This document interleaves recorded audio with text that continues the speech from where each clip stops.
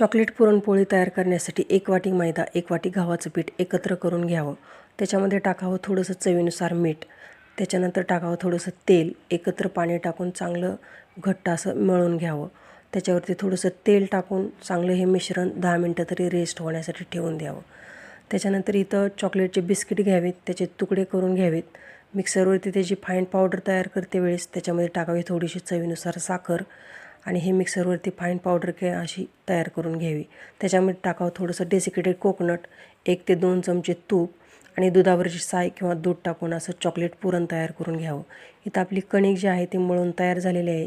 त्याचे छोटे छोटे गोळे तयार करून घ्यावेत चॉकलेट पुरणाची आणि कणकीची आणि अशी पाळी लाटून आपली ही पोळी जी आहे ती छानपैकी लाटून घ्यावी.